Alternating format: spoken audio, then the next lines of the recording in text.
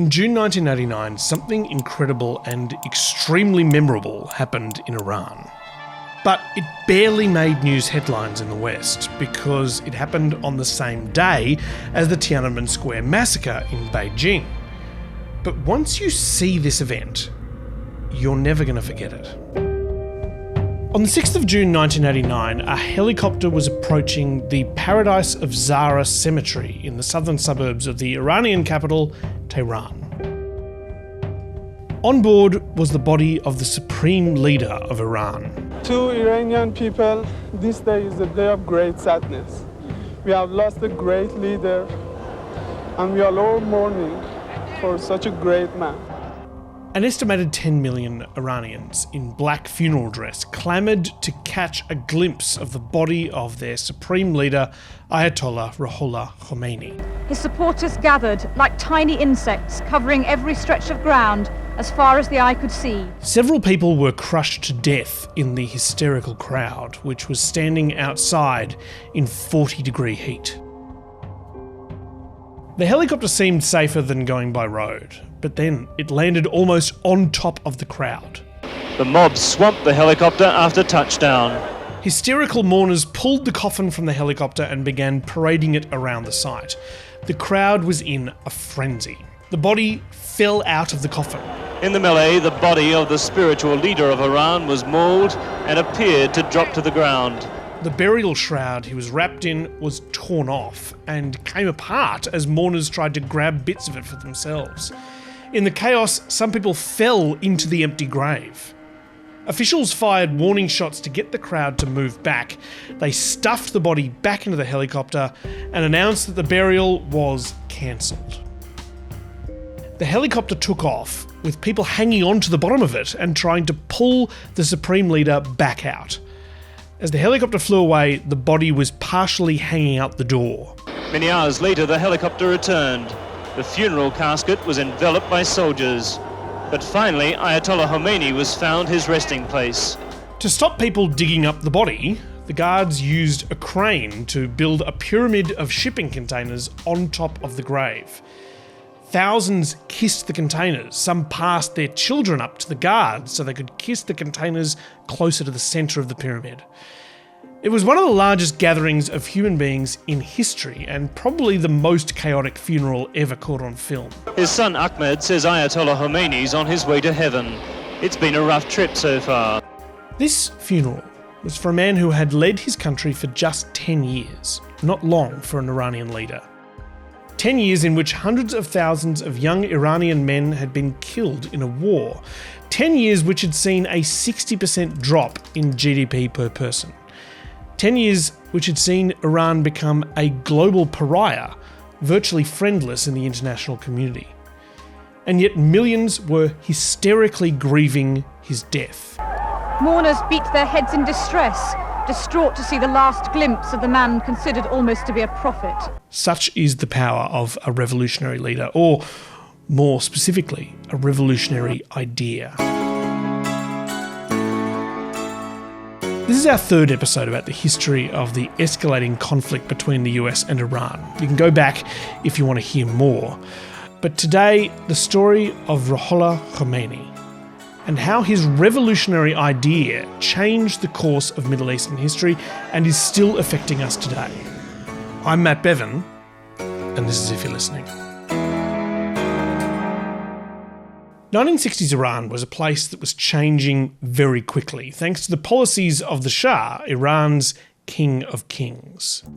He has tried to reshape Iran virtually overnight into a modern industrial capitalist state, while at the same time preserving the unquestioned authority of the ancient Persian kings. The Shah, a man installed by the British and kept in power by a CIA-led coup in 1953, was rapidly westernising his country with American help. Even so, most Iranians were devout followers of a subset of Islam called Twelver Shi'ism. More than 90% of Iran's population of 35 million belong to the Shiite branch of Islam. They believe that the 12th Imam, a descendant of the Prophet Muhammad, has been in hiding for 1200 years, waiting to return at the end of time and create an Islamic caliphate on earth. For 1200 years, most Twelvers believed they should just sit tight, wait for the 12th Imam to return, and follow the 5 pillars of Islam that all Muslims learn as children. To be a good Muslim, you have to believe in Allah and believe that Muhammad was the last prophet, and you have to fast in the Ramadan, and then you have to pray 5 times a day, and you have to give charity to the poor, and you have to go to Hajj to Mecca. So, sit back, follow the pillars of Islam, enjoy a modern, westernised Iran, and wait for the Imam's return. But a man named Ruhollah Khomeini had other ideas. Khomeini was a religious leader, a teacher and a scholar who had gained a big enough following to be given the title of Grand Ayatollah. By 1964, he was well known across Iran as the instigator of a number of big political protests. Tehran, Shiraz and the holy city of Qom were the scenes of the most violent disturbances, street battling in which 20 were killed and hundreds injured. You see, Khomeini had a very big, very revolutionary idea. What if, instead of just following the 5 pillars of Islam and waiting for the Imam's return to create the new caliphate, we just start creating the caliphate now? Prioritise political activism, even over the traditional 5 pillars. Don't separate church and state. Let the church run the state by the rules set out in the Quran. Islam is not only a religion, but a total system, derived from the Quran and the traditions of the Prophet.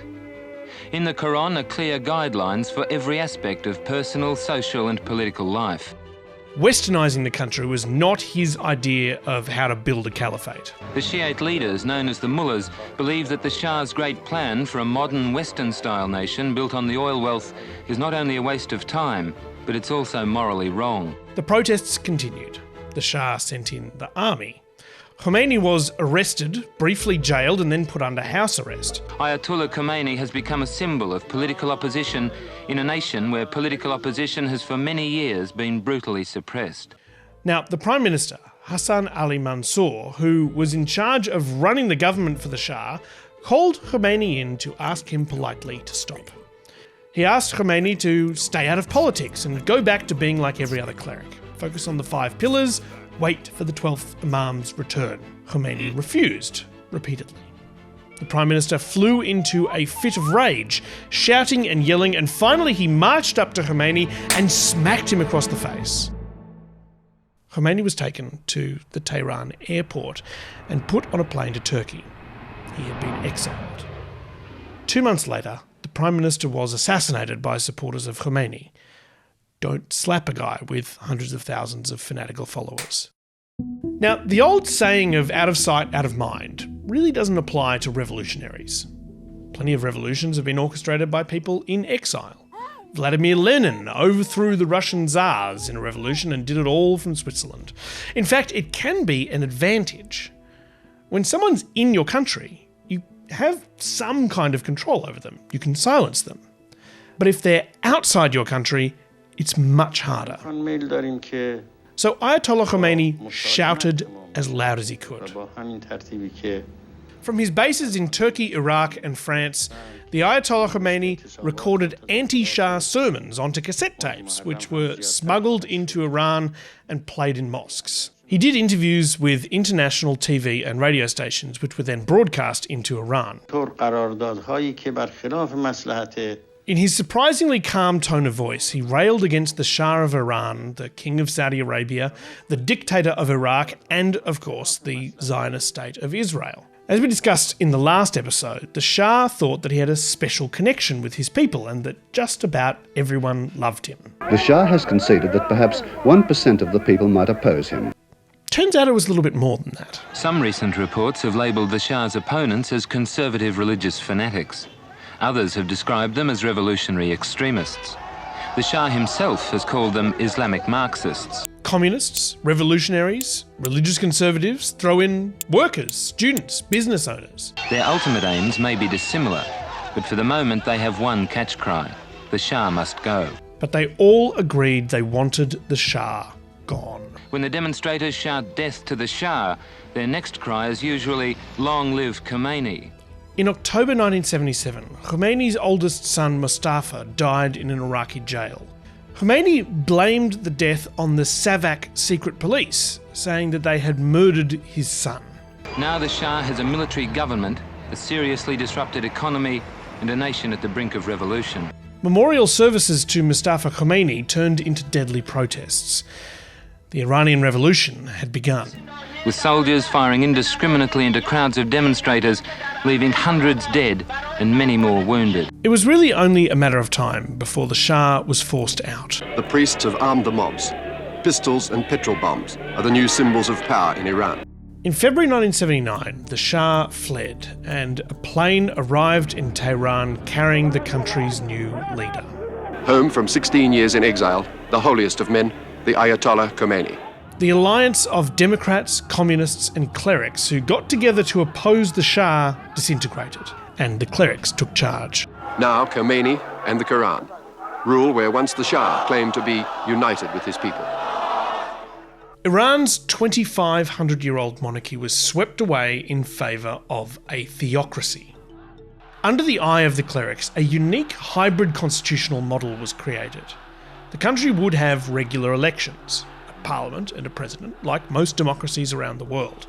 But atop that would sit a supreme leader, an Islamic cleric who gets to decide who can run for office, which of the government's policies can be implemented, and how to use the country's resources. Under Islam, oil, like all natural resources, is God-given and God-controlled. The supreme leader is appointed for life by a council of clerics, is in charge of the armed forces, and cannot be disputed. The constitution of the new Islamic Republic of Iran was more liberal than many expected. Women and some religious minorities had far more rights in Iran than they did in Saudi Arabia and other Arab monarchies. But despite the appearance of modernity, the regime was just as brutal as the Shah's. Islamic justice, as interpreted by Khomeini, will cut off the hands of those who disobey. The reported savagery of the secret police has not died with the secret policemen. Khomeini ordered a purge of the top levels of the military, justice system and secret police, with thousands publicly executed to make way for the new incoming clerical elite.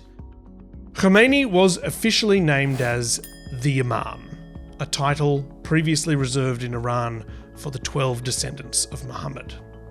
Khomeini didn't just change the trajectory of Iran's future. His vision of Islam had a ripple effect across the Middle East. The incredible success of his revolution triggered copycat actions from people in other countries who wanted to accelerate the rise of a global caliphate. An uprising began in Saudi Arabia. An American military base was bombed in Lebanon. The president of Egypt was assassinated. And Khomeini started encouraging followers living in neighbouring Iraq to overthrow the country's dictator. Now, the dictator of Iraq was a cool, nice guy with a cool, nice mustache who would never ever dare to cause any problems for the West. Iraq's President Saddam Hussein. Saddam Hussein. Saddam Hussein. Saddam Hussein. It's unclear how much US involvement there was in Saddam's decision to invade Iraq. But what is clear is that once he did invade, the US was all in. The Iraqis began the war eagerly and with confidence that they could rout an enemy already weakened from the revolution of the Ayatollah Khomeini and purges within the armed forces. The United States government had invested a lot of time and effort in keeping the Shah in power. And now the Shah was gone, and the Ayatollahs had more than 50 American hostages in the US embassy in Tehran. They wanted Saddam to topple Khomeini. It was a war in which most outsiders predicted a quick Iraqi victory, followed by the destabilization or overthrow of Iran's fundamentalist Islamic regime. It backfired spectacularly. Far from undermining the Iranian administration, the war with Iraq served to strengthen the regime. Nothing galvanizes a population like an invasion. Just ask Ukraine. Saddam quickly realised that he was fighting an uphill battle and tried to find a way out, but Khomeini wouldn't let him. Ayatollah Khomeini declared there was no question of compromise. The fighting would go on until the last Iraqi was driven from Iranian soil. After 8 years and at least 1 million deaths, Khomeini agreed to end the fighting. The border was unmoved. A year later, Khomeini was dead, and given what may very well be the most extraordinary funeral in history. That war is known as the Iran-Iraq War, but it's not a great name for it. It was really just the first phase of a war against followers of Khomeini's idea of a global Islamic caliphate being established today rather than at some time in the distant future. And extreme Islamists have taken up that fight. It's not fought in the Iranian mountains. It's fought by Iran-backed groups like Hamas in Gaza and Israel, Hezbollah in Lebanon, and the Houthis in the waters of the Red Sea. The Houthis say this latest attack is in response to American-British aggression. Ayatollah Khomeini's legacy is complex. He overthrew the increasingly despotic Shah when most thought that was impossible. But then he instituted a regime that was just as brutal and corrupt, which has been forced to quash multiple uprisings against it from the people it oppresses. Now, Iran is isolated, corrupt, economically desperate, and in a permanent Cold War, which is now getting hotter by the day.